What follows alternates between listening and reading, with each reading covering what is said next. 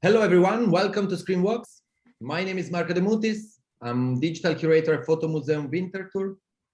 Screenwalks is a collaborative program initiated by the Photographers Gallery in London and Fotomuseum Winterthur in Switzerland, with the support of Pro Helvetia. This series of fortnightly live-streamed events was created as a joint effort by both institutions to continue the investigation of the changing role of photography in its digital and networked forms. And every Screenwalk is led by an artist, a curator, or a researcher, or two of them in this case, performing guided exploration of places where their core practice takes place. Every event is a different format and a different pace, and every invited participant is asked to play with the possibility of these live streams. So some Screenwalks are more contemplative and some others more interactive. Some are guided tours of online spaces, others are performative lectures. Some take us through the processes behind the making of artwork, others are networked conversations, online performances, and sometimes a mix of all of these. If this is your first ever Screenwalk, please make sure to visit our website, screenwalks.com, to check the recordings of all of our previous events. For those of you in Zoom, your microphone should be already muted. If not, please go ahead and mute it now. This event is being recorded and will be archived, so please turn off your camera if you do not want to be recorded. Feel free to send questions to me or to John privately or in the public chat. We will have a Q&A session at the end of the first part of the Screenwalk, so about like 40 minutes or so. And welcome from my side too. My name is John Uriarte. I'm curator of the digital programs at the Photographers Gallery in London. Today, we will be taken through a virtual studio tour, exploring the different digital and network spaces that lie at the core of the artistic practices of Petra Szemán.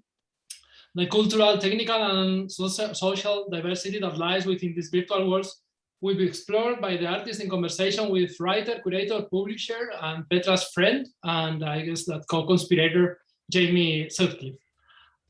During the next hour, we will explore intercultural digital exchange, looking at the specific words and experiences that are made possible via the animated image and the influence that it has in Petra's work.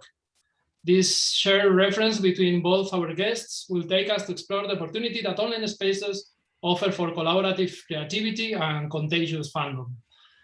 It will also allow us to take a look behind the scenes of Petra's mixed media techniques, their intricate After Effects files, their thinking and inspiration process, and their fluid use of images.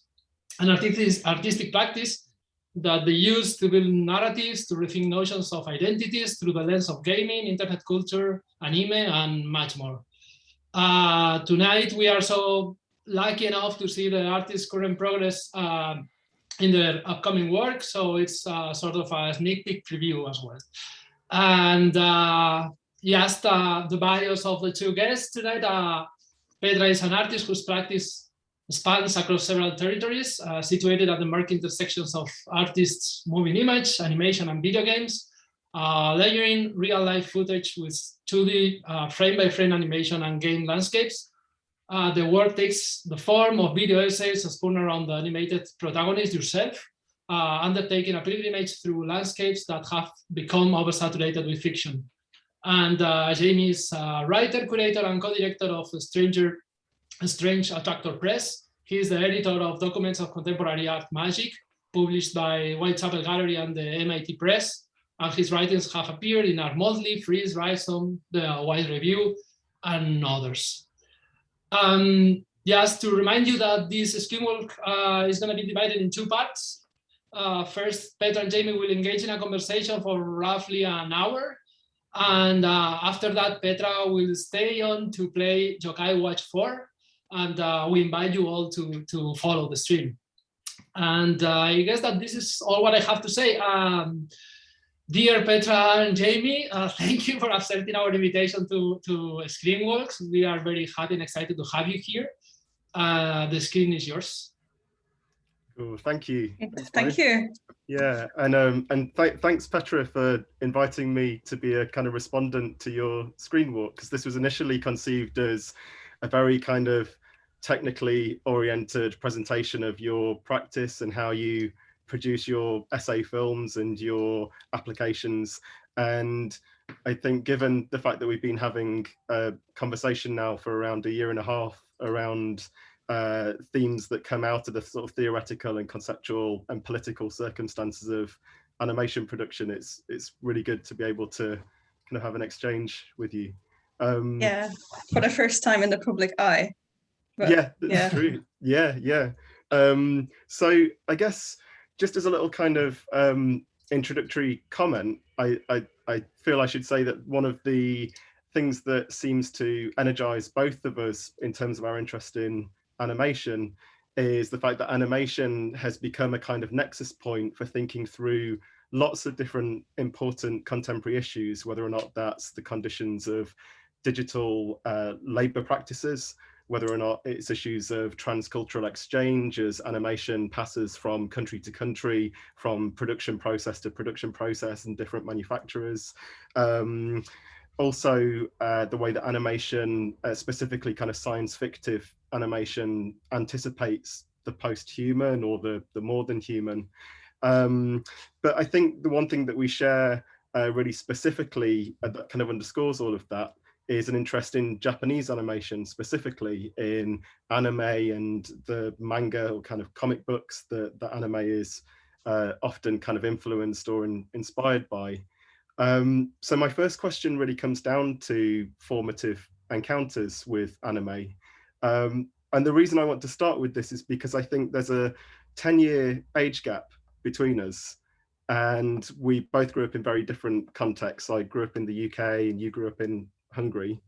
And that 10 years seems to mark two very different periods in terms of Japan's economic relationship with the rest of the world. So when I was initially encountering anime in the early to mid 90s, Japan's economy was sort of restructuring itself after an economic downturn, and cool Japan had become this kind of term that was bandied about in the West, where the products of Japanese popular culture were starting to kind of become entrenched in the Western mindset. I use Western in the most kind of vague and silly way there. But I just wondered if you could talk a little about your early encounters with Japanese animation 10 years later, and what it was that kind of snagged you in a way and that hooked you and that led you into a sort of sustained interest that you've carried through into adulthood. Yeah, well, I think when I was very young, I used to watch whatever was available on, I guess, like basic television in Hungary, which was Sailor Moon, and then also the Jungle Emperor Kimba, or whatever it was called in the translation. But then I think at the time I didn't even know that these were Japanese, and also Pokemon was a thing, obviously, but not Pokemon cards, because I don't think there's ever made it to Hungary. But then I think it really started when YouTube became a thing in like 2006, I think. And then this phenomenon that I have described to so many people of watching anime episodes on YouTube split into 3 parts, because there was a limit on how long a video can be, and it was under 10 minutes. And then it was like these burnt in English subtitles, and I was 12 or 11.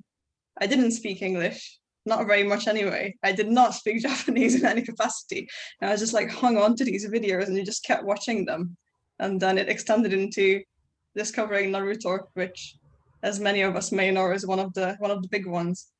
And then I descended into a dark hole called text-based Naruto role-playing online in a forum. And that kind of marked my interest. But then I remember that I think I went to the first ever anime convention in Hungary, and I was like 12, 13-ish. So that was the mid early 2000s. And like that's a very different timeline to England. And quite recently I have been thinking about that it would be very cool to find out how those bits of media made it to Hungary specifically, because it's a very different route and timeline to the rest of Western Europe. Yeah, I guess in the UK specifically, there was a huge amount of work done by fan networks who were essentially illegally distributing and what's known as fan subbing, sort of subtitling works and putting them into kind of translation and making them available to English-speaking audiences. I think we both listened to a very good podcast recently, which was an interview with the journalist Helen McCarthy, who is a historian of manga and anime, who is one of the most active and hyperbolic defendants of Japanese animation in a United Kingdom that wasn't really aware that this kind of cultural export existed. I think one of the things that's sort of interesting for me in terms of my early encounters, thinking back retrospectively, is the way that Japan was framed as this almost kind of pathological entity. It was never a kind of respectful framing. It was always a framing and a promotion that was based on the insanity of Japan, which is a really kind of grotesque cultural presumption that was used to sort of market these films and short form animations to a new market. I remember Manga Entertainment, who was the kind of go-to distributor for me when I was sort of 10, 11 years old, used to use this tagline, which was blowing your mind into the 21st century, like the most visceral tagline. And I think as I've kind of grown into more of a kind of critical relationship with the interests of my childhood and my adolescence, it's really interesting to think back about the ways in which Japanese media in that period was kind of coded and misrepresented. And we've both been talking to the writer and curator Dawn Chan recently, who writes really brilliantly and difficultly about the idea of Asia futurism and the way that ideas of technology and a kind of the vaguest sense of Asianness are often kind of conflated in really sort of offensive and weird ways in the kind of Occidental imaginary. But yeah, I think it's a sort of really interesting one to think about. But are you aware of any of the kind of fan networks in Hungary that were kind of bringing that material over? Or well, like not an explicit network, but I think I know of some networks that existed, and then some networks I was part of, not in the distribution and bringing stuff in because I was 12, but I was in the peripheries of these communities, and then I was in the spaces where these places organized. And then I think even in high school, one of the teachers that taught there was one of the main organizers of the like main anime convention in Hungary, which is really interesting to be as like a space to be in. Yeah. And then it's just something that I've been thinking about quite recently is that there was one particular artwork that I stumbled across when I was 12-ish, and then it was Makoto Shinkai's 5 centimeters per second, which is like it's like a 1-hour animated film that I could show you some bits of, but it's something that I will turn on screen sharing because this is where we enter the zone. Is this the film that Shinkai wrote, directed, animated himself? Not this one. No. So okay, Shinkai is an animation director from Japan, obviously, and he became known. I will start screen sharing and then show some bits of this. So he became known as the director of this film called Hoshi no Koe, The Voices of a Distant Star, which is like a 25-minute short film, came out in 2002. So I think I was just starting to get into anime as this film came out, and it was really big because it's 25 minutes and it was entirely done by one guy. Art, storyboard, voice acting, everything, and it's really, really beautiful. And people who are into anime may have recently seen Your Name, that became really big, and Weathering with You. Those are also by him. But this was his first work. And then one of his following works that I got really, really into was called 5 centimeters per second. And this was something that I got obsessed with when I was 11. Not maps. We don't want to see the maps. Sorry. But yeah, it's just, well, I'm not sure if there's a point in describing the story, but you can kind of tell from just scrolling through these that his works are really defined by the backgrounds. And actually, as I have found out recently from reading his art books, this film, it's a 1-hour film, was entirely made with they just painted all the backgrounds first without any of the character animation. Like they made the whole film just the backgrounds, which is insane. And so yes, this was a film that I really got into when I was very young, but I didn't really understand my connection to it, partially because I didn't really speak the language that it was accessible to me in. And also because, I don't know, maybe I was like too young to get some parts of it. A lot of it is about distance and connection. And then this is something that I'm still very much obsessed with. And actually what started off my practice as a I don't know, what I consider my main practice when I got into video doing art at university is that there was this scholarship available at Newcastle where you can apply to do a research project that includes traveling, and then they give you money to travel. And then I rediscovered my obsession with Shinkai's works, and then I made this application to get money to go to Japan so I could hunt down the anime backgrounds that he uses in real life. And that was my first ever trip to Japan. And then, so this is kind of where the video started, but also it's something that really directly affects my work, both in the way that I think about animation, but also very physically. I think, maybe this is a good time to show this, but basically there's something that defines Shinkai's work, and I think relates to our shared obsession with animation as well, is he has a very clever way of using layers that slide against each other, which is a very specific sense of motion that I'm very, very fond of in regards to animation. And I wanted to show this particular part in a Shinkai video, which is from 5 centimeters per second, the end bit. I have timestamped this, so it should work. And I recently finished a scene that very directly uses this cinematic sequence. And I hope it's not going to play the sound, because we do not need that. But, or maybe the internet is at its, the end of its capabilities. We'll see. Anyway, it's coming up very soon. This part with the sliding layers, and then the character comes in. And well, those who follow me on Instagram may have seen that. And then very recently, I was making a bit of work that, 1 second, I need to move around the various screens. Yeah, and then very recently, I was making a scene for my new video, which very directly references this. So it's kind of like my work both references anime as like a conceptual entry point, but also as a physical thing that I reference in the videos. This is kind of how the composition is set up with all the layers. And then I can show you a rendered version of this because it's quite hard to see. But I will finish my Shinkai monologue once I show you this piece of video. Please feel free to interject with opinions and thoughts, because I could just go on forever. No, I'll wait until you've shown this next clip, and then I can. Okay, I'll find it. I also have some failed clips that I think are very good. Yeah, so this is the finished version that I recreated from that using my own character, which, I mean, it's a very obvious. Yeah, well, this took approximately 3 days. It's 5 seconds. Next video coming in 6 months. And then just for fun, I want to show you some of the early tests I did with the layers that completely failed, and then the camera was weird. But I just really love how the layers slide off and then the camera just goes off into the blackness. But you can really tell how the videos are constructed, both in my work and in like animation actual.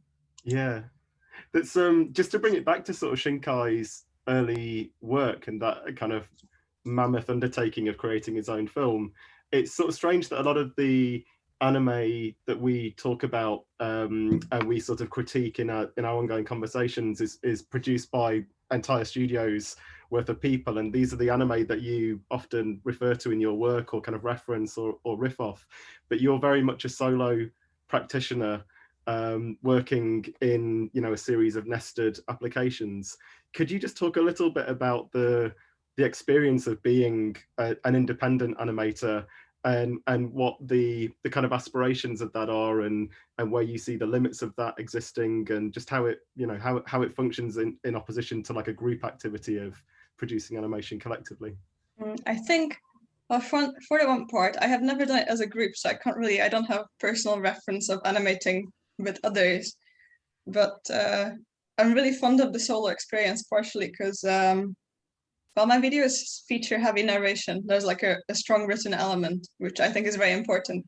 But then I feel like it's always the animated image itself that really brings out the bits I want to say.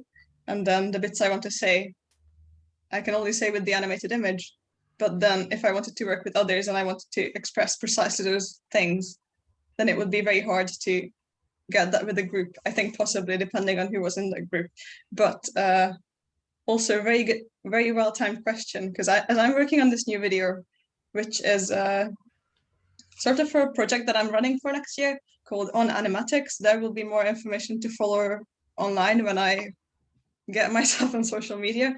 But basically, so I'm working on this video for it, which is meant to be finished within this year, ideally, but I don't think it's going to happen because I've been thinking that I think I'm probably at the limits of what I can achieve as a single person animating, because I keep, so in most of my work, I think the animation is very bare bones and it's quite, I don't know, it's not extremely complex and there's not that much interaction in terms of what the character does. But I think for this new video, I really want the character to be more active, but that's just more frames that I draw. And whenever you see my character in the videos, that's drawn literally frame by frame by me. So, and approximately I use 5 to 6 frames per second, which is a very low frame rate, but that's as much as I can do as a person. So it means that for a 5-second clip where there's continuous movement, I have to draw 25 individual drawings. Quite recently, someone was asking me if I have any idea how often I have drawn myself as a character. And well, I have no idea, but it must be like, just thinking about it, it must be over 1,000. It's quite wild. And then I think I have these visions of these really complex landscapes and motion that interacts with these landscapes via the character. But it takes so much time that I don't know how far I can push it as a person, but also I really deeply enjoy the process of animation. Yeah. And I'm not sure if I would feel ready for giving it up for someone else to do it.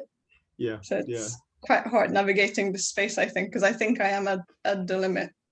Yeah, I guess that sort of leads us on to more of a technical question, which is about the distinction between full animation and limited animation. And in the industry, notoriously, full animation is an animation process that's given over to creating very fluid movements that are kind of hyper realistic and involve lots of labor intensive processes. And limited animation is much more integral to television productions, cheaply produced TV shows. And the main distinction is that the keyframes that anchor the animation have less connecting images between them, right? That's my understanding of it. But yeah, I wonder whether or not there's something about the kind of charm of limited animation that influences the way that you make work. And there's it's almost like the limitations or the brokenness of the limited animation process provide opportunities for reflection and questioning that you find productive. Yeah, most definitely, yes. I think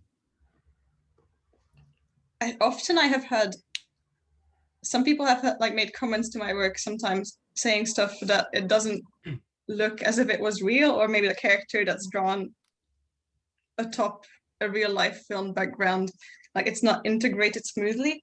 And I think I'm really, really fond of that discord between the various layers of the image. And I think it's this sort of conversation that is generated that I think is very productive about animation in particular. So I'm very, very fond of limited animation specifically, especially when it utilizes sliding layers. Because limited animation can just because usually a film is like 25 frames per second for full animation or higher, but that's an insane amount of frames. And limited animation is usually done at like 8 to 10 frames per second with a studio. But then I'm really fond of the extremely limited animation where it's just like one frame of a character and the background behind, and then it's just the background sliding, so it looks like the character is walking, but there's no actual animated motion. There's this kind of friction between the little layers. I remember actually seeing, like in old Hanna-Barbera cartoons when I was a kid, when I would see that technique employed, I would always feel as though I was being ripped off. I'd always sort of be quite indignant in the face of it, thinking like, oh, that looks kind of cheap and nasty. Whereas now I don't have any problem with the same frame being on screen for like 2 minutes in, kind of shonen anime episode. A friend of mine, Billy A.B., made a joke about One Piece in its kind of later years just having one frame of animation for an entire episode, which I thought was quite funny. But yeah, I guess to come back to that point you made about drawing yourself repeatedly. I guess one of the things that's quite interesting about your work generally is that you're creating this kind of sustained meditation on the nature of digital subjects, of network subjects, but the figure of the avatar and various kind of histories of perception have become kind of the primacy for you, the kind of primary sort of themes. So I wondered, in terms of just the avatar specifically, what's your kind of evolving relationship with the avatar that you use frequently called yourself, and how has that changed over the years? Yeah, well, I feel like this goes way back to before I started doing animation, because I was always really into animation as a thing, but I never considered doing it, nor did I ever consider doing digital art as an artist, because I'm not from an artist background, and I didn't have my first meaningful encounter with contemporary art until I was like 16.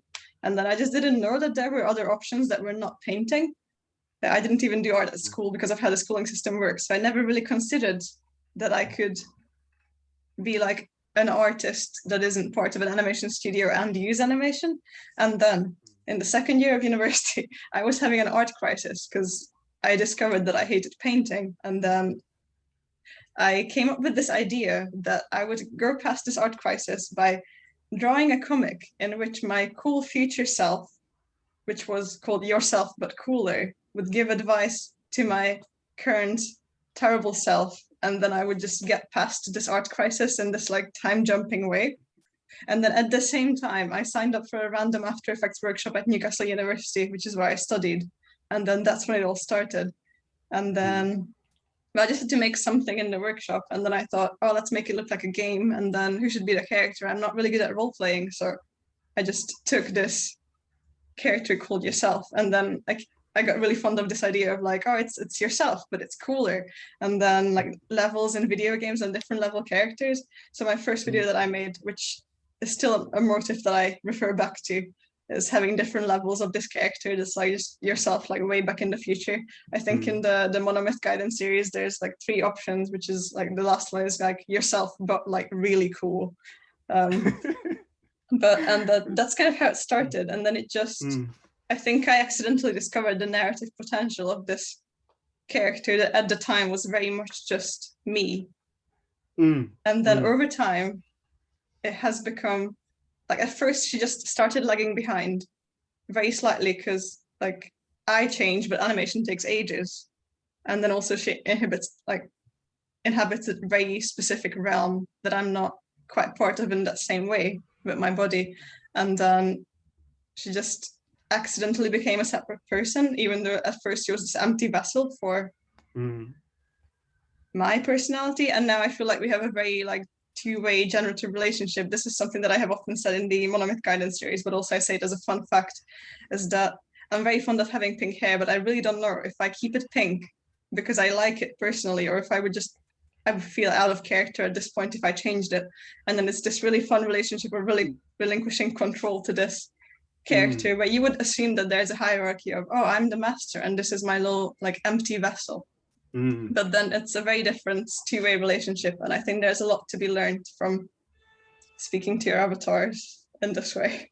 Yeah, absolutely. I was going to bring up that moment in your film where you talk about dyeing your hair would be a kind of betrayal because the avatar is just as much a kind of part of you as yourself, right? Like it's, but that's just, oh no, just going to say that it's interesting in the broader context of role play and video games generally that we often mistake the avatar as something that doesn't have a kind of recursive relationship to ourselves, and that often the actions that we perform in games, I'm not saying this in a kind of cautionary sort of conservative sense, but they do feed back into who we are and how we understand ourselves, and help us define ourselves in different ways.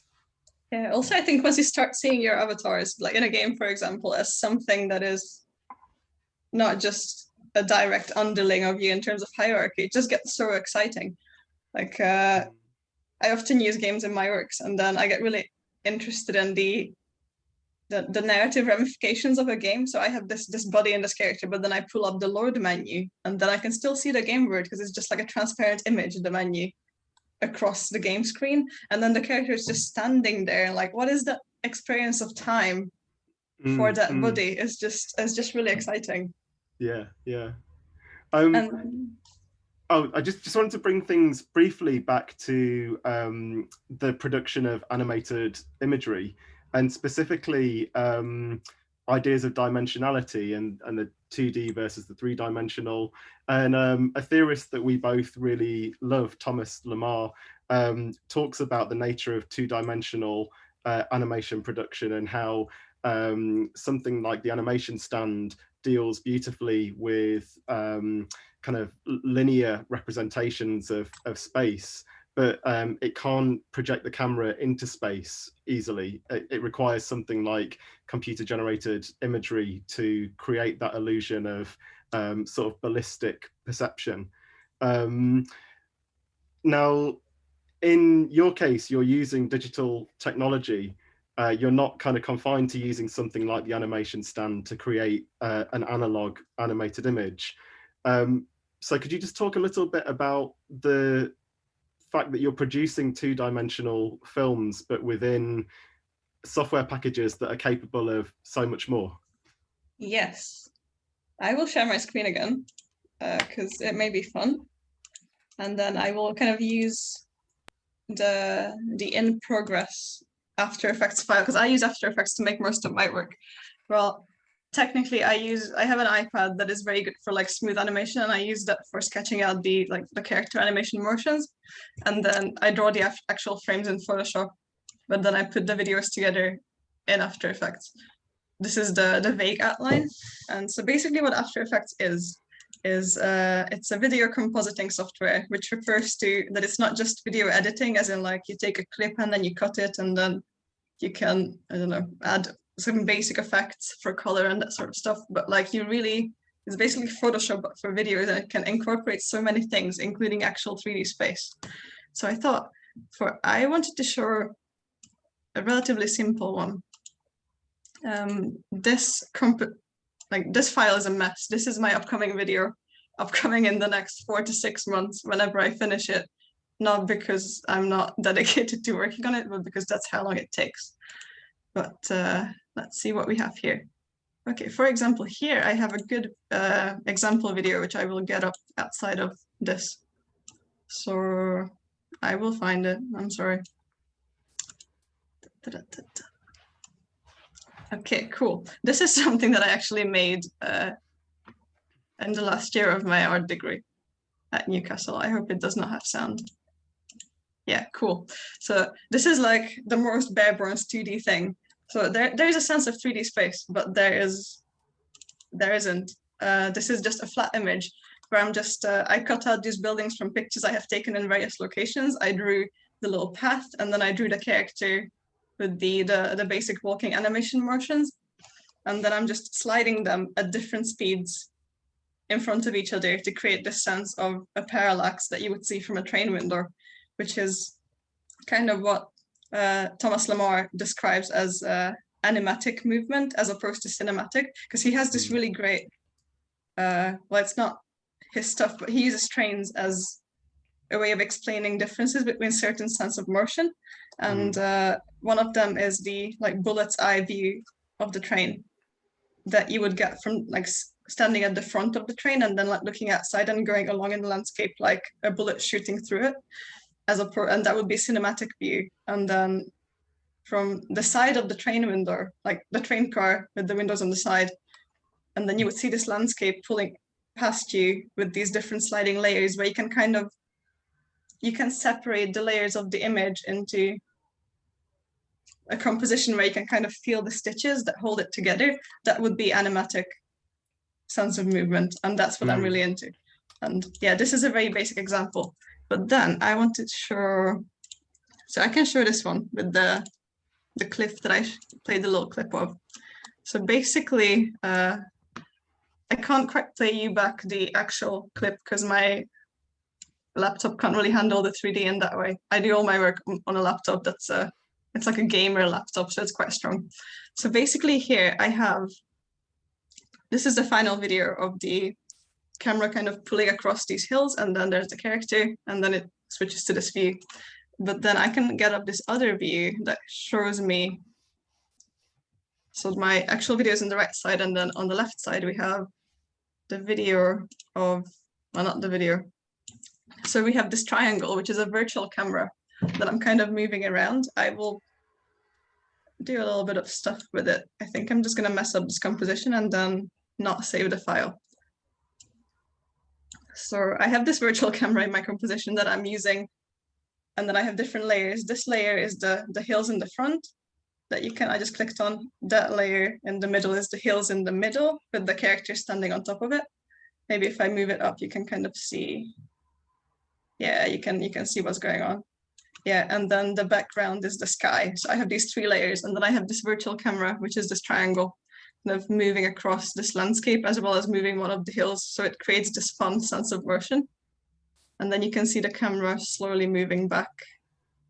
But then if I just grab the camera here, it's a bit laggy because I think I'm putting my laptop at its limit. Come on, there may be some issues with this. I will find the camera and move it manually, wherever it is. There it is, cool. So I grab the camera, and then if I kind of change its positions, I think you should be able to see it moving. Currently I'm moving it from one side to the other. So it's just, I have this 3D landscape, and then I'm moving a camera that does not exist across this landscape. And if I zoom it out, maybe you can even see the layers as they are constructed. Yeah, we're just coming out of the image now. I'll switch back to one view so it's a better one. It's very pixelated. Ah, yeah, this is where it gets good. Come on, keep going. My laptop is trying to render everything at one time, so it's a bit of a struggle, but it's working. Yeah, and then you can sort of see the outline of the layers to the side of this. Oh, this is really fun. And so this is kind of how the images are put together. And I think it's both about the animation, but also with the animation techniques that I'm dissecting. At least that's how I see it. And this is what gets me really excited. And actually, I think a lot of my next video, which I scanned some of my storyboards for. So basically the way I work is that I usually start with like a specific vision or something that I want to explore, and then it kind of grows into this monster. And I do storyboards that I sketch in a sketchbook, and then I collect lots of things, and then I have bits of animation that really grab my attention, and then I try to recreate them or recreate a certain distilled sense of motion from them. Mm-hmm. And there's a question that I wanted to ask you actually. Yes, sorry, tell me if I'm going to interrupt your flow though. Oh no, I don't think so. I think I lost the floor. So both of us recently reread Hiroki Azuma's book on Otaku, the nature of the database in postmodern Japanese culture, and his theory of a specific strain of Japanese postmodernity is that the consumption of culture has become atomized to the extent that people create databases in which the essential components of characters from popular TV shows or comic books are all logged into these strict kind of spreadsheets, and people can find specific aspects of a TV franchise, whether or not it's the color of a character's hair that they can compare to the color of a character in another TV show's hair. But his whole point is that the grand narratives of modernity have kind of collapsed, and what we have is this atomized, forensic, persistent attention to detail. And one of the things that we've been doing in terms of our ongoing conversation is sharing screen grabs, which are taken from usually 24-minute programs, but we often share a detail from a program, and that elicits a kind of discussion. So I wondered if you could just talk about the nature of the screen grab as a research practice in itself. I feel like, I'm not sure if I have very conscious thoughts about this, but then it's something that I build on very obviously. And then if I open the folder on this laptop that says screenshots, which I will do now, I think it numbers them for me, which is very kind. But then, if you go through here, I think you will recognize some of the things that we have collectively watched just as friends, but also like this is very much part of my research process. If we get to the end, I think we're close to 500 now, but I definitely collect these images, and then a lot of it comes from just like watching these films and the bits that just grab my attention, like for example, there's this scene with the train, which is something that I have just started working on, a scene that this is based on. And then, I don't know, this is from Your Name, which is another Shinkai film. And then it's just taking these little elements and then kind of reconstructing them into like a heightened sense of the animated realm. I think it's kind of like taking the screen grabs makes it enter a new space where I can just take away all the components and then rearrange it in the way that I do with my After Effects files. I don't know if this makes sense outside of my head. But yes, where was I going with this? Oh yeah, and then I think the screen grabs often, like, get back to my sketchbook, for example. I just realized that I found the sketchbook bits that I used for the scene I just showed, for example. And then there's a lot that directly reflects on screen grabs that I take. And then you can see the sliding layers and everything. And then I think something to do with the database consumption, which is, I think a good way that Azuma uses in his book is that he talks about, or maybe it's someone riffing on Azuma, but anyway, he talks about how like in Gundam, you have these gigantic robots shooting at each other in space. And then that consuming that as a story is one activity. But then if you like pause the screen to go frame by frame to see how the missile like goes across space and then like how the explosion happens, that's the kind of database sort of interaction. And then something that I'm not sure if I can put this into words in a very effective way, but something that I definitely utilize in my own practice is I want to show this scene from the first Fullmetal Alchemist Brotherhood opening, which is not my favorite Fullmetal Alchemist Brotherhood opening, but it's very important to my heart. And it has a particular scene in it that I got really taken with when I was rewatching the anime. I don't have this timestamp, but it will come up soon anyway. I will find it. I really hope it's in this one. But yes, it's in this one. There it goes. So this scene with the sliding trees, I mean, it's literally 3 seconds of animation. And then the way to imagine this is that I'm in my living room having roast vegetables for dinner. And then like with like a Linda McCartney sausage in my mouth, I will like grab for my laptop and then pause the screen and then go back to replay that 3-second animation. And then I will take pictures of it and then very possibly excitedly send them to Jamie. And then this will enter the practice realm. And then I actually made this little diagram where I tried to, so I just cut out that piece of animation from the opening, which I will replay so you, like, I don't know, to refresh your memories. It's just like 4 hills and then the background and then the rays of light and then the trees and then the trees in the front and then how they slide against each other to create a good sense of motion. Insane. And then I created this diagram after watching this like 12 times. And then this diagram sort of became, well, I think this will be a scene in my upcoming video, but then also, sorry. Oh, no, just something that I sort of neglected to mention earlier about Lamar's distinction between cinematic perception and animatic perception. When he talks about the act of looking out of the train window and the foreground being blurred, it kind of forces the viewer either into looking into the distance to see the kind of stability of the horizon, because all they see in front of their immediate kind of window space is chaos, or it forces their eyes down into their lap. And he makes this kind of speculative point that the emergence of modern train travel created a new form of commuter time, which was a form of potential consumption that hadn't been tapped, right? And he makes this point that you have the kind of animatic framing of the window, like the train window as the perspective of this new form of modernized kinetic animation. But then in the lap of the train commuter is a comic book. Comic books sort of found this new marketplace, which was the commuting subject who needed to kind of kill, you know, half an hour on a regional train journey into the city to work. Or but yeah, there's a really interesting link there between the kind of economics of animated production and the kind of kinetics of mobility and perception in the modern era.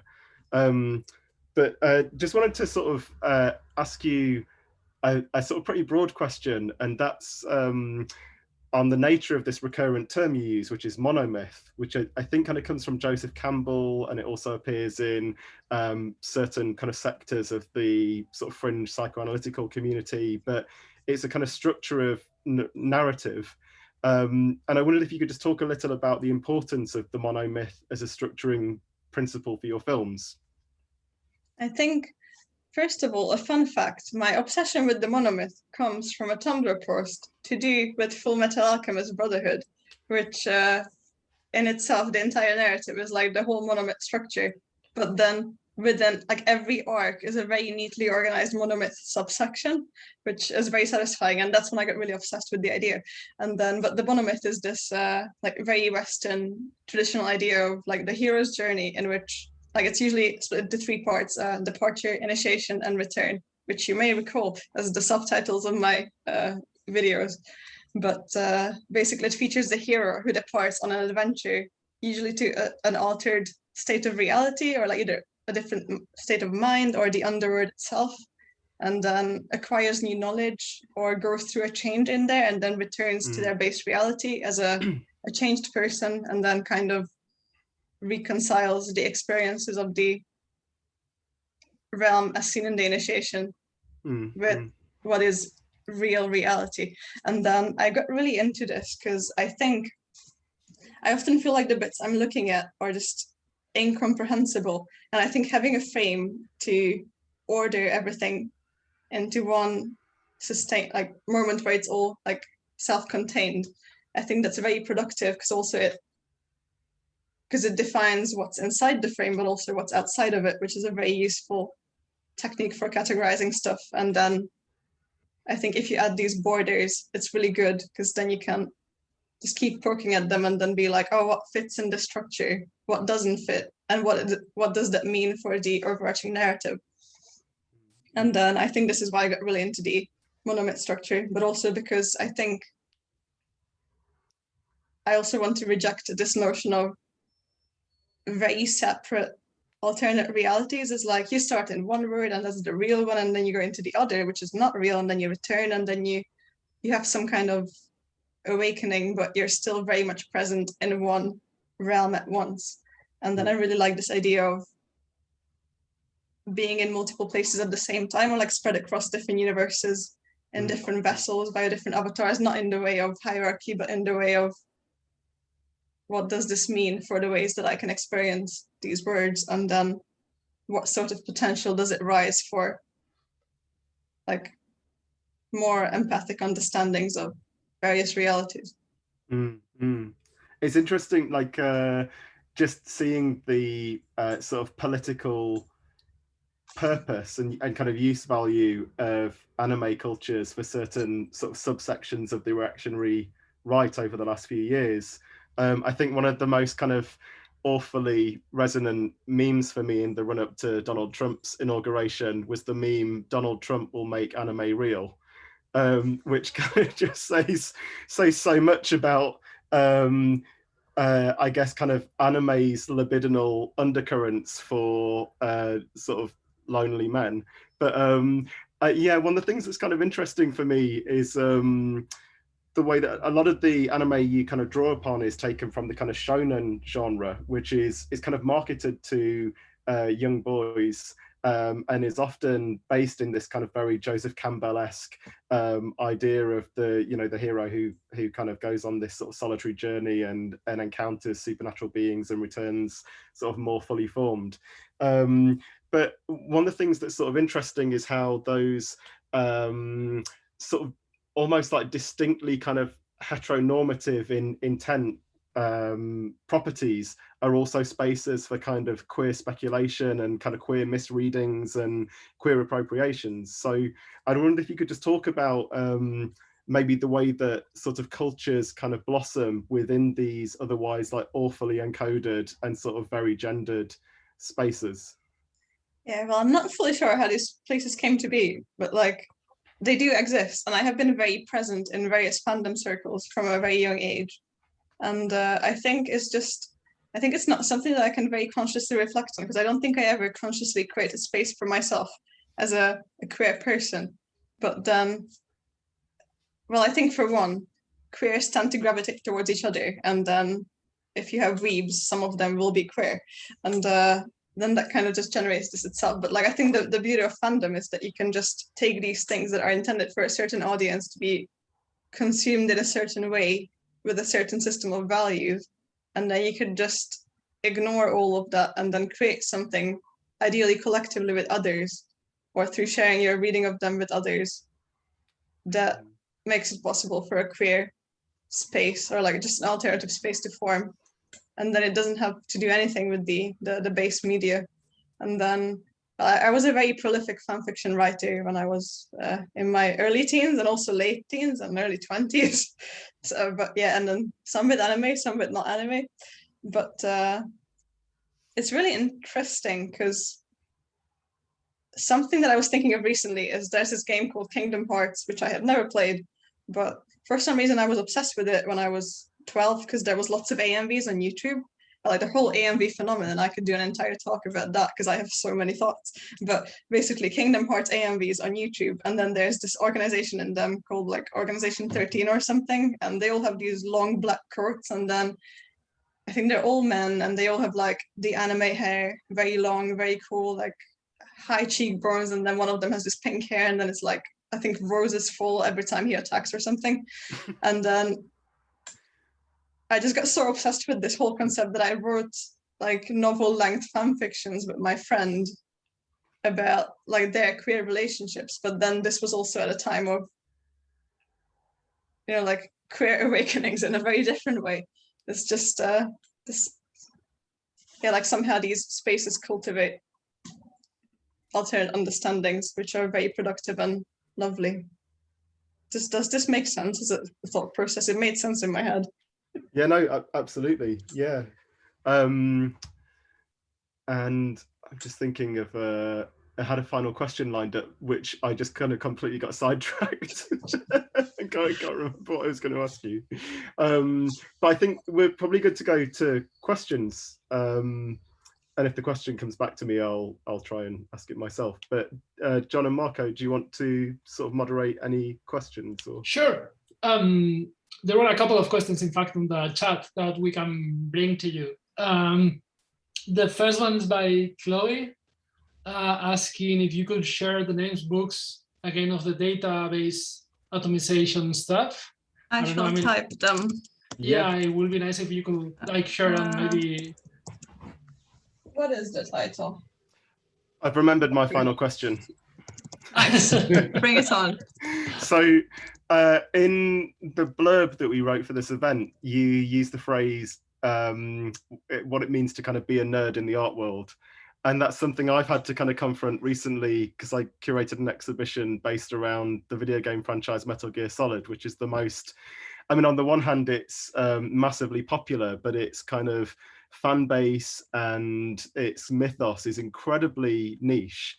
And so I wondered how you negotiate that dual relationship as an artist that has certain kind of public responsibilities towards making your work lucid for anyone that might encounter it, but then on the other hand, having a deeply invested relationship with the media that you're referencing. So could you just talk a little bit about that relationship? I think very good that you bring this up, because actually I really wanted to focus on this whole time, but then I got sidetracked by everything else that's going on. But which I think in a way is representative of how I navigate this space of being a nerd and an artist. And this was something that I have been thinking about recently, because I'm putting on this, and I got like an Arts Council project grant for a project that is to do with animation, but in like, you know, a really genuinely excited, nerdy way. And I was having conversations with people who did not know me that well. And then this idea came up that like maybe artists these days could be like appropriating these subcultures to use in their practices. And then I think I first had a very strong realization about my position in the art world in that moment, because that question made no sense to me, because I have been inside, because they were asking me, oh, where could we find the places where these people are in these subcultures, like what are the forums that they're on? And I was just thinking, oh, I have no idea. But then I was realizing that I have no idea where they are because I'm in the middle of them. And like, you know, you kind of see that sort of thing. And then sometimes I have these big statements in my head, like, oh, I'm a nerd first and artist second, which is true, because I'm not really present in the art world in the way that, I don't know, I can't finish the sentence, but I think people may understand what I mean. Anyway, so I think it's a relationship that I think about quite a lot. And often I feel uncomfortable because I think a lot of, I don't know to what extent to bring the nerd out. I kind of wanted to use this talk to embrace it and then show it to people what happens in, I don't know, when I go into this like video gremlin mode, which is the mode that I think I inhabit for most of my life. And I think this is my most natural state. But then stuff like even just having like a professional artist Instagram account, which I'm very bad at running because I find it very hard to find the right language to take these influences and thoughts into a space that is a very different artistic realm, and then use the kind of language and to engage with people in a way that's meaningful for them, but doesn't undermine my practice. It's like, it actually, I was thinking earlier, just as I was preparing questions for you, that in terms of the kind of monolithic art world's engagement with anime and manga fan cultures, we kind of passed through a period where Takeshi Murakami or Yoshimoto Nara were the kind of go-to names for artists from Japan who were dealing with this material, and I guess kind of in their own ways critiquing fan cultures. Like they're not really fan. Yoshimoto Nara is a kind of fan in some senses, but Takeshi Murakami always maintained this kind of critical distance from the kind of hyperbolic fandom that he was referencing.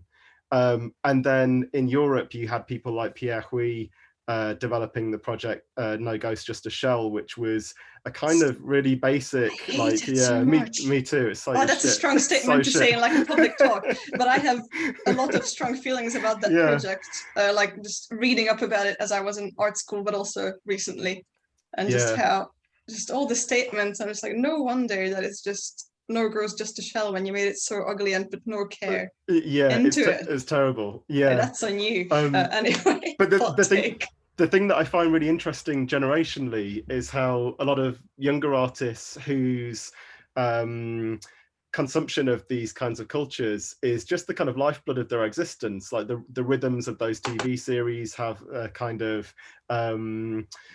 remedial function for them. They're things that they go to help themselves feel better when they're stressed. So the relationship with that material feels much more genuine in a way, and is kind of passed in a much more kind of affectionate and critically sort of aware sense than maybe work that was happening about 15 years ago that had a very different sense of superiority about itself, that it was kind of commenting on lower cultures, whereas I think practices like yours are very much working on a level with the industry and the kind of fan cultures that have arisen around it. So yeah, that's what I would hope to achieve, at least, because I don't really work with these sort of influences because I want to make a statement about something. It's just how I am as a person. It's what I'm interested in. I'm just lucky enough to be able to do it as my main art practice, which feels like a very, very good space to be in. But then also there's lots of fun bits. I mean, I know that this has gone on for quite a long time, but I just want to say that, so Full Metal Alchemist Brotherhood is an anime that I really like, and it's very, very good, but I was really obsessed with it in second year of university when I was starting out with videos, and I was trying to sort of reference it in it's referenced in the first ever video that I made, but then I didn't really understand the extent to which I wanted to engage with it. Like I couldn't find the right words or the right angle. And then through my like artistic and sort of academic explorations of the potentiality that's inside animated images, I kind of find myself getting back to parts of that anime, for example, that I got really obsessed with but couldn't tell why.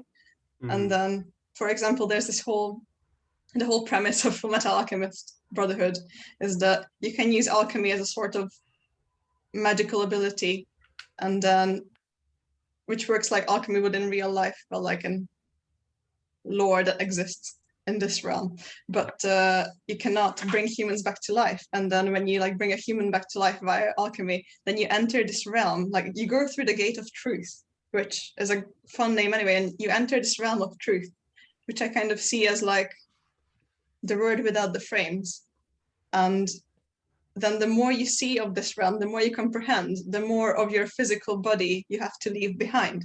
So it's like bodily mutilation in exchange for an extended sense of reality.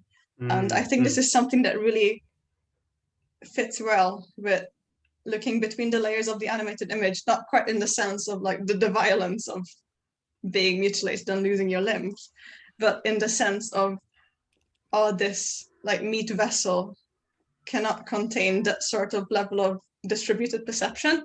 And it's just fun to think that that was something that I was thinking about when I was just watching it as a fun thing. And I haven't even started making videos, and now it's very much part of the practice. So yeah, a beautiful image to end on, I think. Yeah.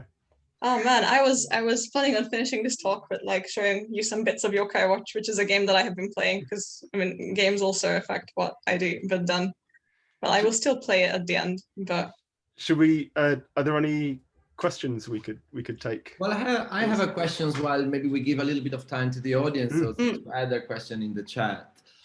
Just because also, you know, as you were talking about this concept of art or artist, that is always very difficult to nail, and we're not going to go into that definition. But you know, I was thinking from the institutional point of view, for example, I guess both John and I are always dealing with this idea of the transformation of the photographic image, and all of these screen walks are really looking at these boundaries between this fluidity of the image that, you know, was very defined with the photographic medium and is now kind of like getting a bit lost. You know, what happens from CGI photorealistic images to actual photograph to screenshots, all the way until you know, animation and all of these examples. And I think your practice has this incredible fluidity, right? Like you range through all of these things without even realizing, without even like you know, caring about this kind of boundaries that sometimes feel more institutional, I guess, than, you know,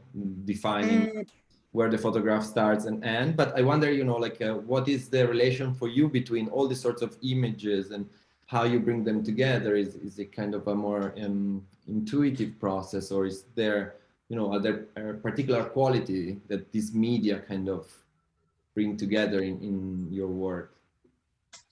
I feel like this is a hard question to answer.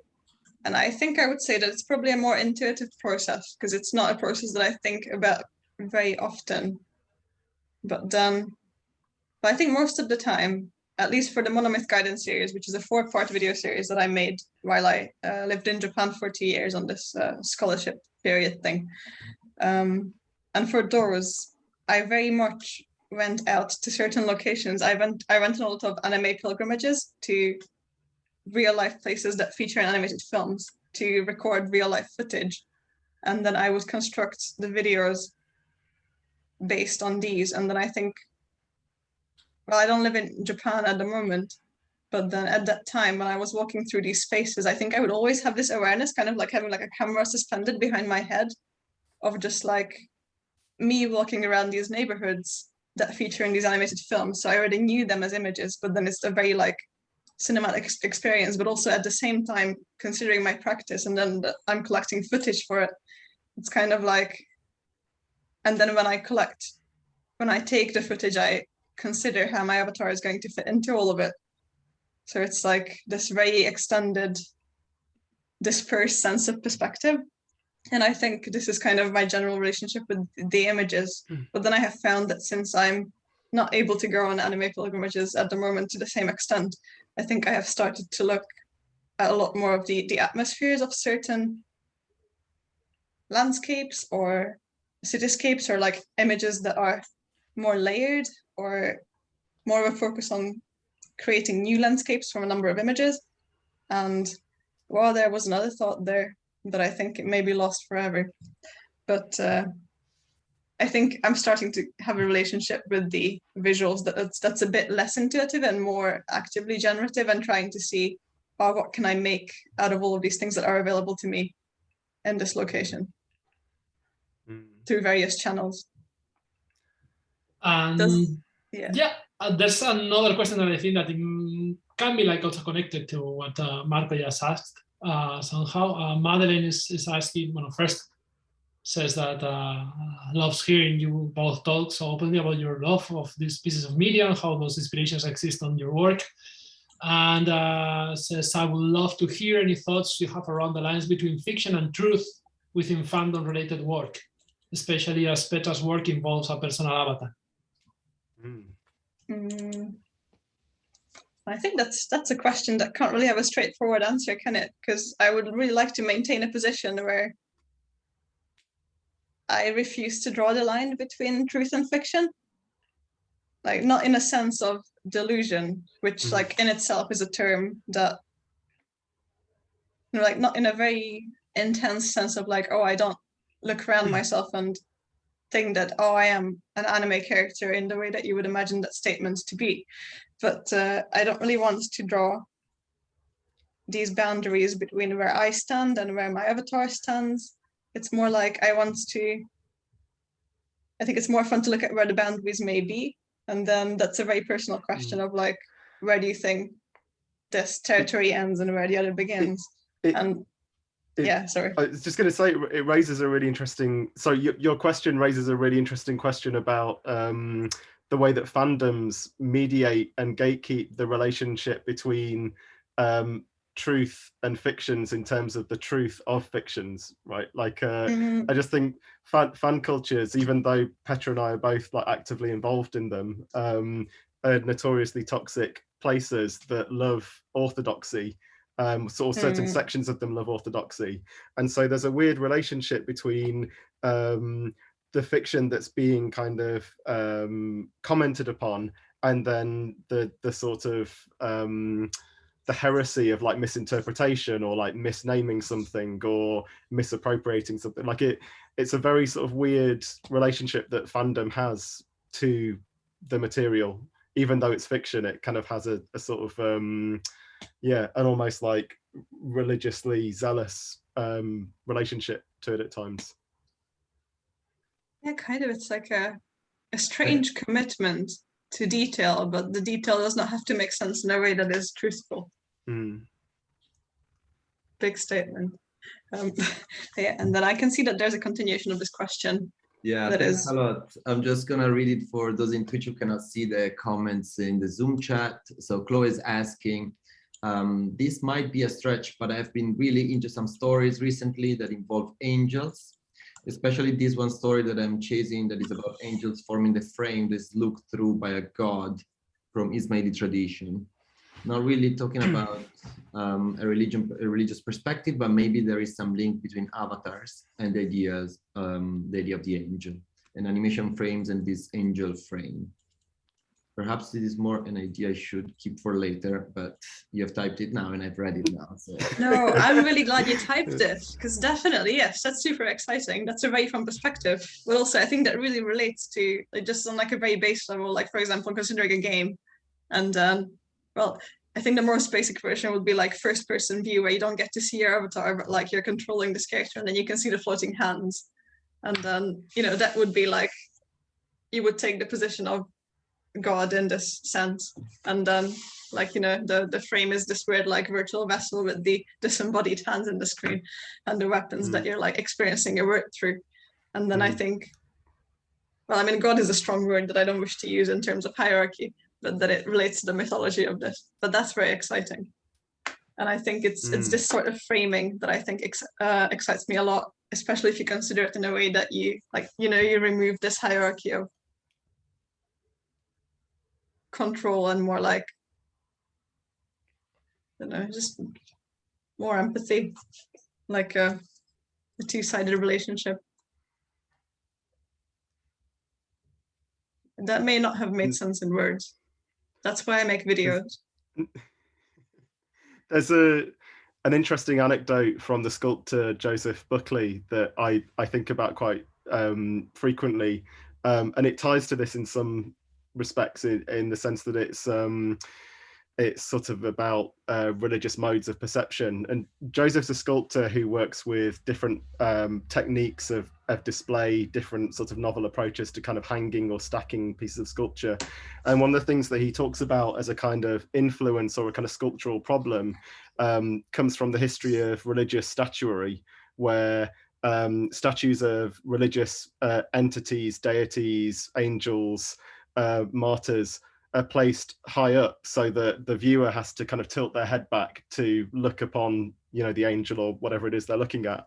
And when you tilt your head back for sustained periods of time, there's a weird kind of physiological event that occurs, which is a kind of pooling of blood in the back of the brain. And that's supposed to create some kind of sense of mild euphoria. So the form of perception that follows from that is this kind of euphoric consideration of the avatar of God. But depending on your religious perspective, there may be God in you, and therefore that's a kind of godly perception that you've been kind of given looking upon his works or whatever. But I thought that might be a nice sort of research kind of tidbit for you to follow up if it's of interest. It's fun. Also, it's a very relevant thing to end on. I feel like a very physical sense of perception intersecting with like more removed ideas. So and there's just one more recommendation. Sure. Is if Chloe's familiar with the sort of blockbuster anime Death Note, there's the new anime by the guys that wrote that, Platinum End, is about angels, so it might be worth checking out. Is that the one that's coming out at the moment? Yeah, it's very soon. Yeah, the manga was published like over the last few years, and then the anime is just launching now, I think. I'm very curious about this because, well, like Death Note is, well, it's Death Note. It was there when I started. Sure is an experience. So thanks a lot. I think if there's no more questions, I'd like to suggest. Oh, there is one more question, just as we were about to wrap up. So Atia, just wanted to ask both Petra and Jamie what your thoughts are on culture of fan service and the relationship we have with anime and fictional characters. Is it something I'm interested involving my career? Yeah, that's a really important question, and one that we often complain about, like, all the time, right? Like any great show can be ruined by fan service, which if people aren't aware of what that means, it basically means that really inappropriate and sort of narratively inconsequential gestures are made to please like teenage boys by just showing boobs at like crucial moments in a plot's development. Yeah. That's like generally what it is. It's kind of like I have some, well, it's not really thoughts or anecdotes, I don't know, but like one thing is that kind of like it is something that we're very critical of, I think, and like just a very base level of like just having to look at it and being just like, oh dear God, again.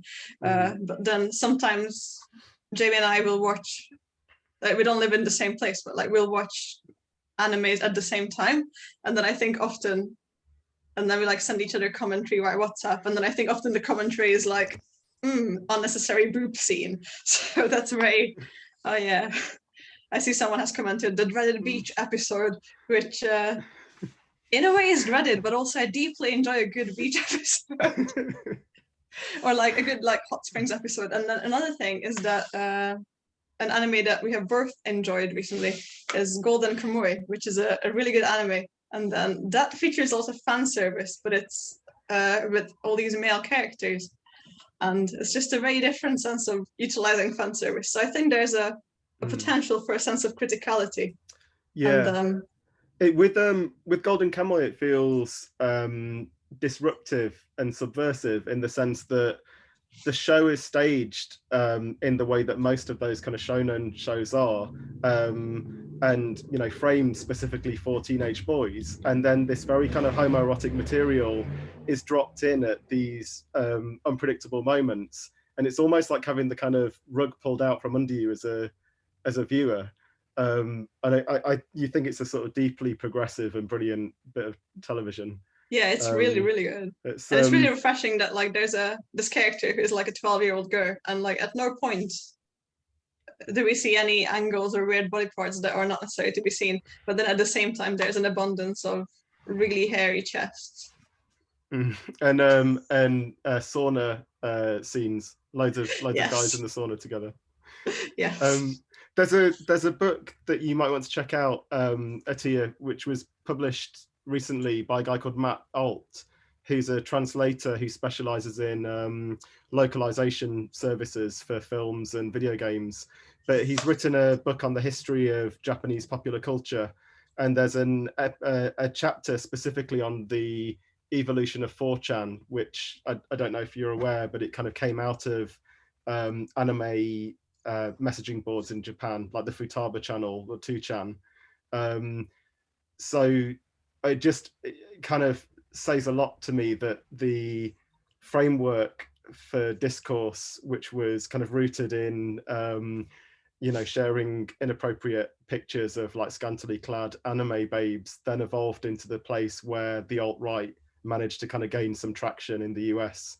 There's a kind of libidinal encoding in that platform that seems to be quite integral to the way that its politics played out. But yeah, I'll type the name of the book in the chat. Also, I think something that may be worth mentioning, because I'm just reading back the original question, and it says like fan service, but also our relationships that we have with anime and fictional characters. And I feel like maybe Galbraith would be a good one to mention here, because those are definitely some takes. There's this author called Patrick, is it Galbraith, who writes about a specific image, like relationship that you can have with fictional characters and the kind of affection that you may have. What is the title of the book? It's called Otaku, the struggle for imagination. Yeah. Imagination in Japan, and that has a lot of interesting thoughts about the types of affection that you can have with two-dimensional characters, the kind of media that they appear in, the kind of culture that they're born out of, and what they can represent. So that may be a fun one to read. He's also got like a really sort of seductively strange way of defending things that Petra and I both had initial issues with. He's so convincing. Even though we don't agree with him. It's really strange. But he makes an interesting point about, for example, cuteness in Japanese popular culture, and specifically moe, which is a term for a certain kind of relationship with cute avatars and representations of young women. His point is that in the immediate kind of post-war years during the American occupation of Japan, there was a different sense of Japanese masculinity that had evolved, a certain kind of machismo, and in its kind of, I guess, relationship to American occupation. And so for a number of sort of non-conforming men who didn't want to adopt that kind of machismo or those sort of ingrained forms of masculinity, becoming interested in sort of young girls' culture was like an act of subversion or opposition to dominant forms of masculinity. And it's really problematic, but it kind of gives that sort of culture a different kind of edge that I don't think either of us was anticipating. Yeah, and it's really interesting because a lot of his book, for example, talks about the specific district in Tokyo where fandom is very, very present, and how that's been used to market this idea of cool Japan that we kind of started off in the beginning of this like, oh, wacky Japan with the fun animations, and then how the government has taken control of the space that kind of very organically popped up as a space for this sort of fandom that is seen as embarrassing, like, you know, kind of like being in love with the fictional character levels of dedication to the material. And then how often these relationships with these fictional characters involved, well, for lack of a better word, men dressing up as these like younger characters. So like quite, you know, like quite loose interpretations of like gender identity and like a really fun way to interact with yourself.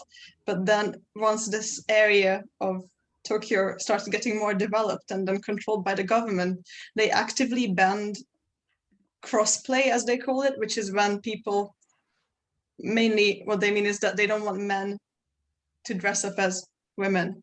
And it's just this really interesting idea to do with queerness. And I think that's always something that's in like the back of my brain, because Galbraith is very convincing when I think about the uncomfortable feelings I have with a lot of the fan service type, more immaterial, like this history.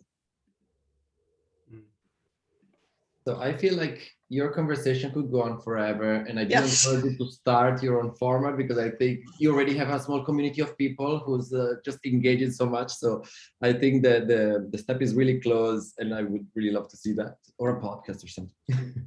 But maybe this is a good time to wrap this up, if you agree, and move on to the second part of the Screenwalk.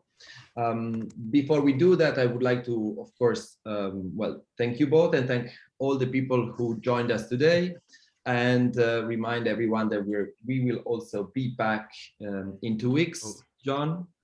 Yeah, so on the 3rd of November, we will have open weather, taking us into how to create an image of the Earth collaboratively with do-it-yourself antennas across the whole globe. So we invite you all to come here in 2 weeks, but this is not over yet. So stay because Petra will be showing us a game now. Right. So Also, a final bit of information. Sorry. Sure. Yeah. There's one last thing that I think we completely forgot to say. Is that we're doing a book together that's coming out next year, very much about this subject. With Jamie, would you like to announce it very officially?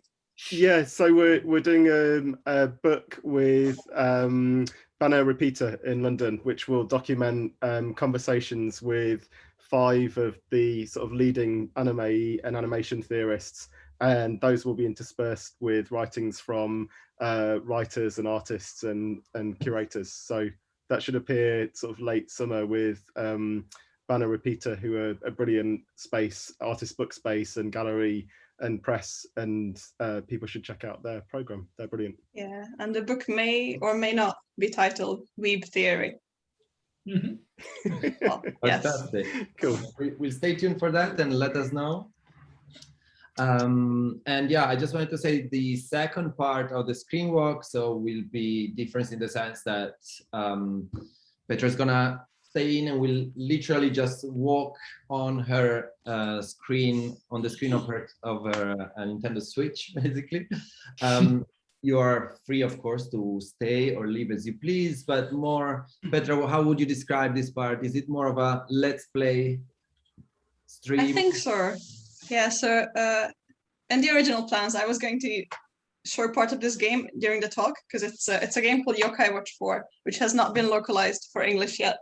And a lot of the aesthetics are relevant to my practice, and also these explorations are part of my process. But then I just wanted to show it, and I thought at the end I would just stay, play some of this game, and then stream it for you all. And then if you have more questions or comments or any thoughts, just you can like keep in the chat thingy. You can even, I don't know, speak to me via microphones. I don't really expect that lots of people will stay behind because this has gone on for quite a long time. But if anyone wishes to see, I will play a bit of Yokai Watch, and then you can see that it's really cool. Currently, I'm in the past. Cool. Okay, so once again, thank you.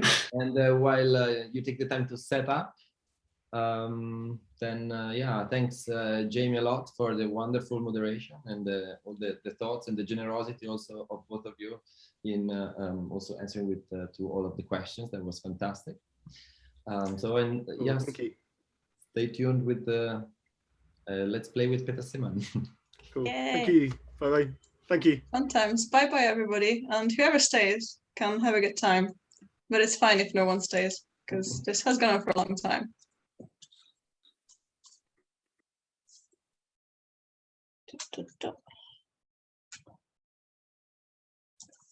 Ah, interesting. There's a discrepancy between my screen.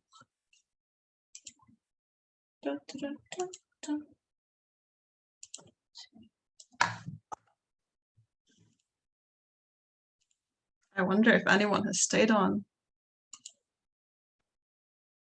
I'll stop sharing temporarily. 1 second, and we'll be back.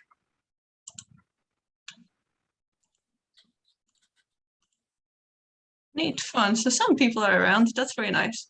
So basically, Yokai Watch 4. Okay, I think it should work now. I'll do the sharing. So Yokai Watch 4 is a game in which it's sort of like it's not so loud. Yep. Okay, cool.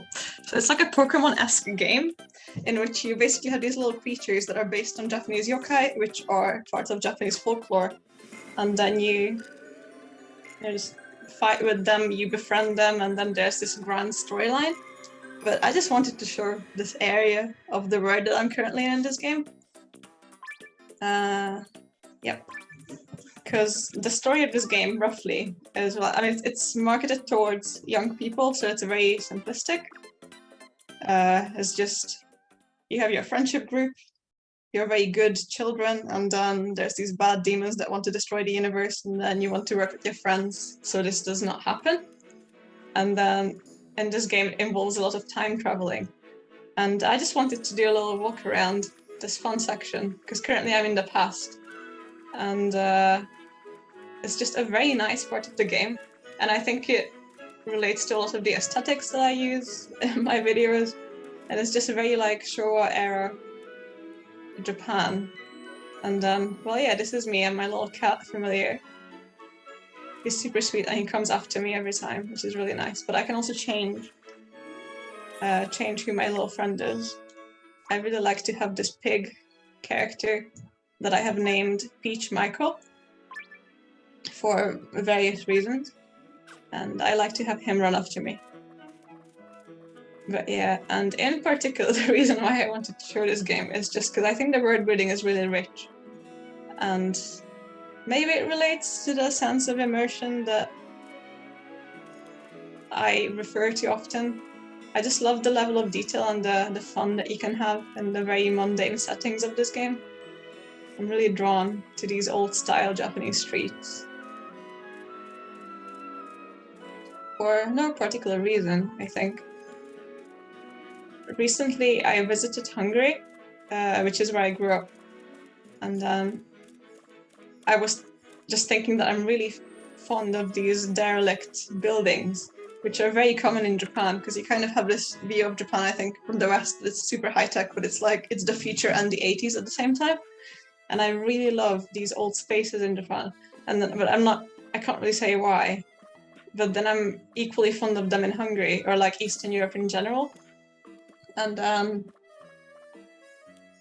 yeah, I just wonder if this fondness for peeling wallpaper comes from an upbringing in post-communist Hungary.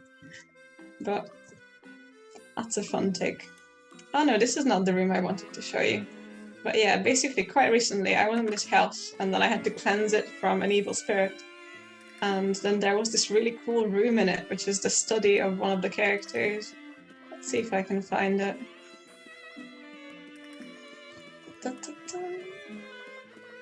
And it's just full of this research material to do with yokai, which are these sort of demon-like creatures. They kind of inhabit two spaces at once, which is very relevant.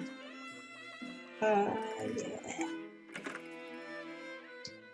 Something that I really wanted to use in this talk, but I didn't, is there's that meme, you know, with the guy in front of the billboard, and then he looks like conspiracy theory stuff. I will find it. But anyway, that's how my practice is, and I really should have used that image because I think it sums up my energy. How do I search for this? Conspiracy guy meme. I look for this very often, so it comes up. But yeah, you know, this meme with the man, like, this is my experience of explaining my practice and how things connect together. So, well, anyway, back to the game now. But yeah, so there's this room, which is so insane, and it's just full of these materials. And like this room is barely part of the story. It's just, I had to come in here to collect an item that then like allowed me to fight this beast that has taken over the house. But just look at the detail, like all of these creatures. There's these demon masks. Look at my little pig. I love him. And then we have these wall paintings, and it's just a really charming mix of like very traditional illustrations and old folklore and very recent media for kids. There's a kappa on the wall up there. A kappa is this creature that like inhabits rivers and really likes cucumbers. I will show some images just for fun. Like that's the brand. Kappa Japan. I hope. Yeah, there we are. So yeah, a kappa is this weird like turtle man with a plate on his head that likes to eat cucumbers, and then I think also like pull people into the river. They may also eat people. I'm not sure. Oh yeah, here you can see them in action. But yeah, anyway, kappa, they're a thing. And I think they also have a really fun ability of like pulling out someone's soul through their butt, but that's a complex piece of folklore there. Yeah, I'm really charmed by them.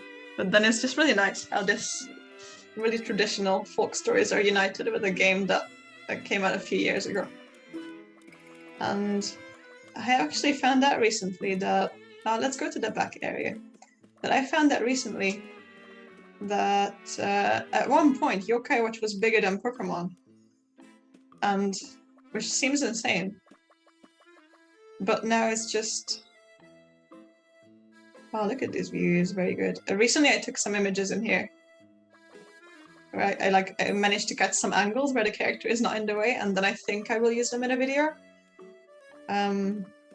So in that way, very much in the research process. But yes, Yokai Watch being bigger than Pokemon. It seems insane because it's not really known in the West at all, and then even in Japan now it's definitely a thing, but it's not Pokemon, which is Pokemon. It's just, yeah, really interesting how, well, I assume it's just in marketing. Because even in terms of gameplay, I think this game is much richer than the newest Pokemon game, for example. Like the story is a lot more complex. The world building is so much nicer. I don't know if anyone here played the Pokemon Sword and Shield, but look at this poster face. But yeah, Pokemon Sword and Shield, it feels so empty. And then you compare it to this, and we're just in one region. I will open the chat on the side so I can see if anyone says something. If anyone has any thoughts or comments, please feel free to share them with me. But yeah, there's a lot of cats in this game. And then you can stop at all the vending machines and buy various items that are references to real things that exist in Japan, while currently this one sells you milk. Which is a thing, I have seen milk-specific vending machines. But then I'm not sure why the image on the front has soft drinks. Well, anyway, that's not relevant. I nearly got hit by a car. And there's a lot of cats. I'm not entirely sure why. And now that I have shown you these parts, I'm gonna go and save the game, and then I'm going to advance the quest a bit. So currently I have just ended up in this past version of the town that I live in with my friends, and well, I just collected more friends and more yokai, and I just cycled down this riverbank. That's very natural. And now I have to head back to the present to advance the quest. This is a save point. So let's save. It just tells me that my health points have been recovered, and now I'm gonna save. The little cat helps me save. Very nice. You can see my team of yokai that I have for fighting purposes. I have a kappa at the end that you may see. And then, yeah, let's save. It's just saying the basic save type stuff.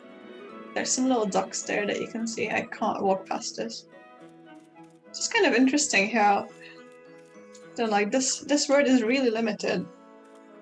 Like, there's not that far that you can go, and yet it feels so all-encompassing. I feel like probably in some way this relates to the whole thing with framing. And yeah, I feel like you're just inside my head now, all of you collectively. And I believe this is the door that's going to lead me back to the present. I have no idea what happens after this point. I hope that I will not have to fight.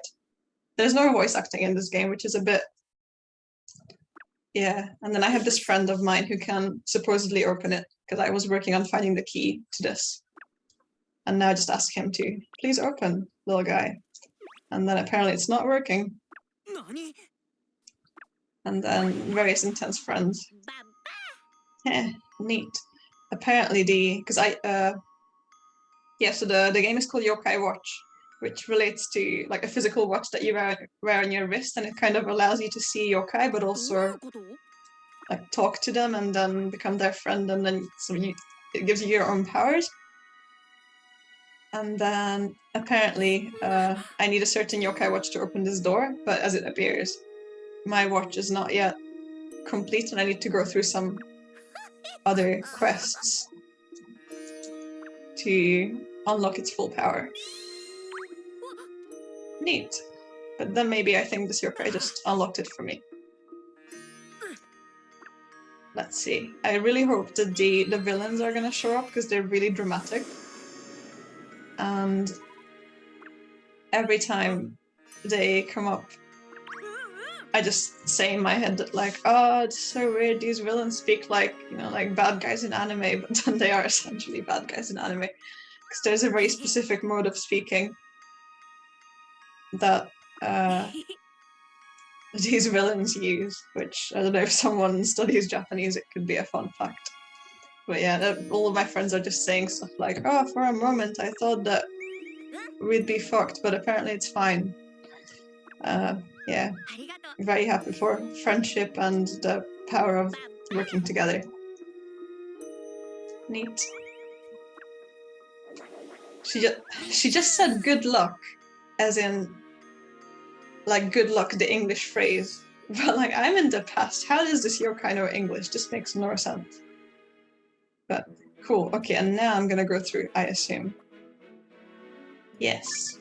Let's go back to the present. I think we're gonna say goodbye to my new friends, who are the 3 people standing on the left. Yeah, they're just like, oh yeah, you helped us, whatever, friendship, yokai. It's great to work together. We're gonna meet in the future. I think we're all related somehow. I keep meeting my relatives.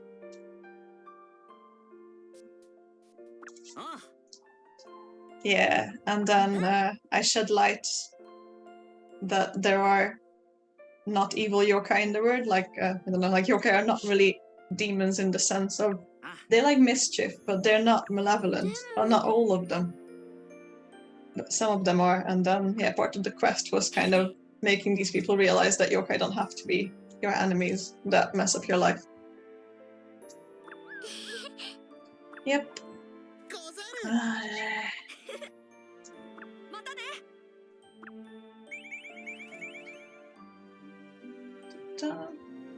And then maybe you'll get a nice view of the present, which is kind of current suburban Japan. So look at the guy with the eyebrows, he's so intense. I love his turtleneck, he's dressed like a curator. And now they have made a pact to become stronger together.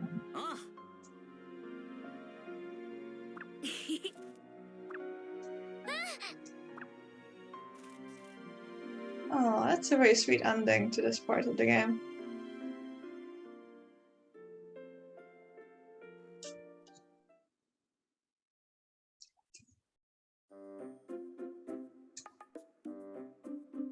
Ah, sweet Sophie just said goodbye in the chat. Bye-bye, Sophie. Hopefully see you soon. Oh, and now we're back to the present. And this is very much suburban Japan. A lot like the area that I lived in, for example, which was a small space near Tokyo. But yeah, just look at how delightful this game is. It's so fun.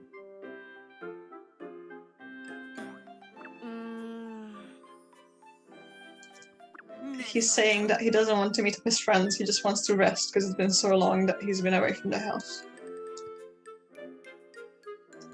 Trying to translate the happenings of this game. It makes me realize how basic the sentiment is. Okay, apparently there's been an incident. I love these freeze frame like little animations. I actually think that my next video is gonna end on a frame that's kind of like this really epic freeze frame that you often get at the end of shonen episodes. I'm not sure if I recognize this character. I think... yeah, I don't think.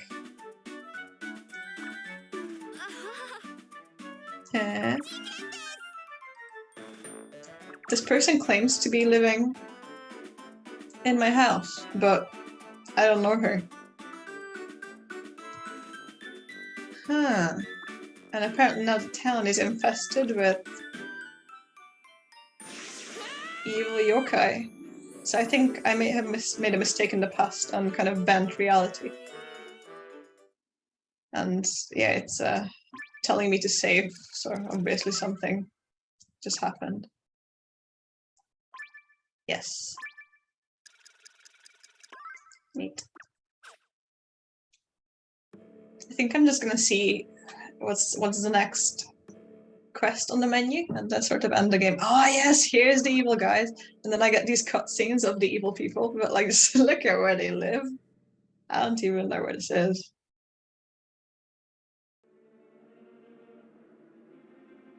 Huh. I see. The darkness has risen.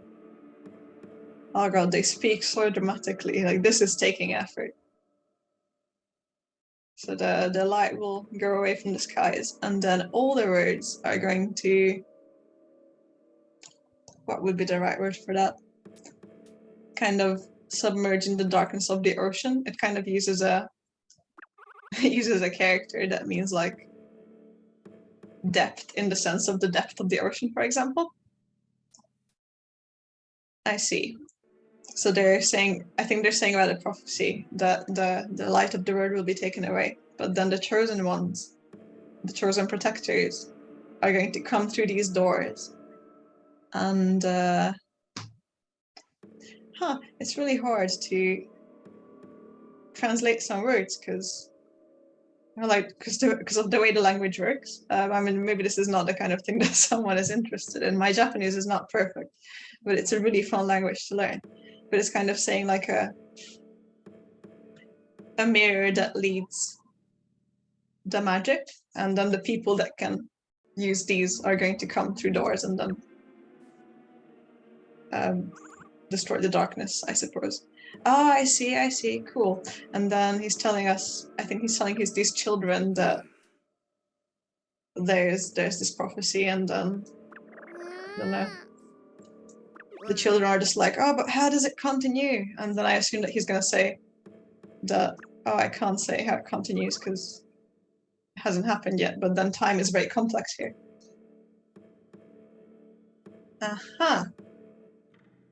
Interesting. It's saying about these legends that the bonds between the protectors of the word go across time and then go into the depth of the memories of the word and then kind of overcome this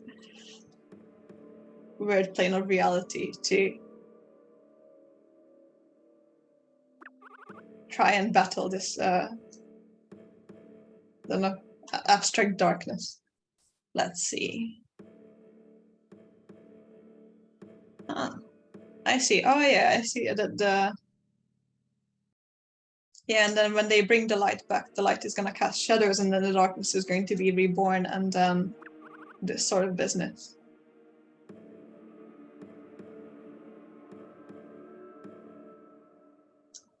Yeah, and then how the path through these adventures comes with light, but also darkness, as you would expect. Yeah. And then I assume that they want to disrupt this cycle and then destroy the word for forever. Who are these children? Why am I speaking to them? I have no clue.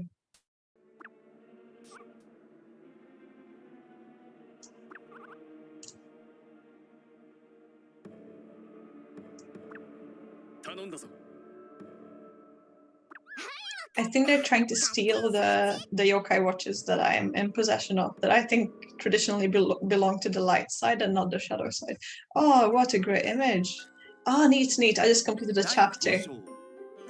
I quite appreciate that there's a little English subtitle, even though there's no... Interesting, interesting. So I think...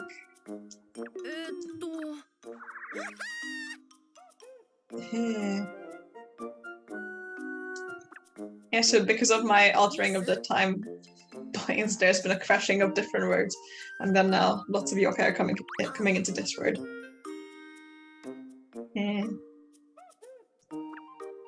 Interesting.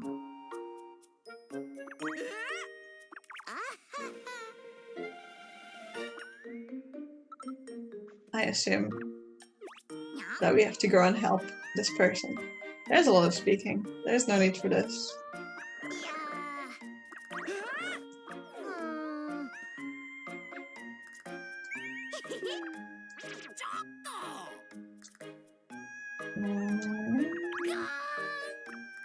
Come on. My viewers do not care for his business. I think she wants us to help this specific yokai. And yes, finally, I have to go to the elementary school and enter a fight to save this yokai. Well, I'm just going to do a little bit of walking around. This is my room in the present. Very sweet. I think I'm like 12 or something. And then, yeah, how sweet. I can sleep in my bed if I wish. I love this view where you can kind of see through the top. And then let's go outside. This is my kitchen. I feel like this isn't... Oh, there's a rice cooker. How nice is that? This is quite a large house for Japan, I suppose. Okay, let's exit my house. I just want to show you some of this suburban neighborhood because it's really lovely. Something that's a fun fact about that director that I was going about earlier called Makoto Shinkai is that he actually started out working as a person working on the cinematics for JRPGs, which are Japanese RPG games, sort of like this. And I think there's a specificness about, you know, like the combination of CG stuff and then the flat layers that are apparent. I don't know, I think it makes sense to me in my head that the cinematics of this... Oh, here's an item I can pick up from the garbage. I just picked up a custard-filled bakery product from the bins. That's gross. Here we have a convenience store. Oh, I think, yeah, the best place to finish will be this convenience store. Because, yeah, I mean, how lovely is this? Look at all those items. See, Pokemon could never. I really hope that this game is going to come to like English-speaking places. Look at the variety of lunchboxes you can get. And then I can speak to this man for some reason, but I don't really wish to. There's juices. There's a toilet. Can I enter the toilet? Whoa! I love that. Anyway. I had a train of thought that I lost. But yes, so this game, they are going to localize it into English, apparently. I think 3 years ago, they made an announcement saying that, oh yeah, we'll do this. And then there has been no word since. But all the other games before this, the ones for the Nintendo DS, have been localized to English. And now I'm going to buy some things. I just want to show you the variety of items you can get. These are these little rice bowls that you can buy in actual convenience stores inside Japan. There's sandwiches, there's beverages, and I really love that a lot of these are actual references to foods that exist in real life or brands. And it's just, I just love the layers of references. Look at all of these cup noodles. And then the chocolates, the ice creams, the donut, there's a weird doll that I can use. I was hoping that they would sell my favorite chocolate here, because there's a chocolate that I really love, which is kind of an iconic one in Japan because it's very cheap and has a specific story to it. But the name of the chocolate is Black Thunder. But then it also features in this game as its knockoff off-brand brother, Black Lightning, which is quite sweet, but the illustration makes it unmistakable. Cool. I'm gonna find a hill to run off, and then I'm gonna save and end this, I feel like, because I'm getting hungry. But I really hope that this was insightful. I feel like this little Let's Play period was very much just a stream of consciousness of how my gremlin brain works. But I think maybe this is the kind of fandom energy that I wish to channel. So nice. Oh man, I miss suburban Japan. I really like living there. Whoa, I think there's a bread shop here. Is this a bakery? It's a bakery. Okay, let's buy bread, and that will be the end of it, because I also wish to eat. How good is this game? Cool, I can get this bread that's filled with custard, called a cream bread, then sweet red bean paste. You can get this sandwich that's filled with fried noodles, which is an actual thing that you can buy. I have never bought it because, well, I'm conflicted about the act of putting noodles into a sandwich. You can get a baguette. You can get curry bread, which kind of looks like this in real life, and it's filled with curry. I have never eaten an actual one because I don't eat meat, but then veggie options are not really a thing. What is that's a weird one. It's a bagel. I would like, in my current state of mind, I think I would like to eat some bread with sweet red bean paste inside, so I'm gonna buy one. It costs me 100 yen, and I believe it's going to restore some of my health points, though I don't need that. Goodbye, lady. Cool. Well. Should I go to a specific save point or just finish off here? Let's get a drink to wash up that bread with, and then I'll save. There's no options, just black tea, but it's fine. We'll do what we wish for. I had a story about a vending machine that I could tell, but there's no need for that. I could speak forever. I have a lot to say, even though I'm very private on social media. Cool, let's save.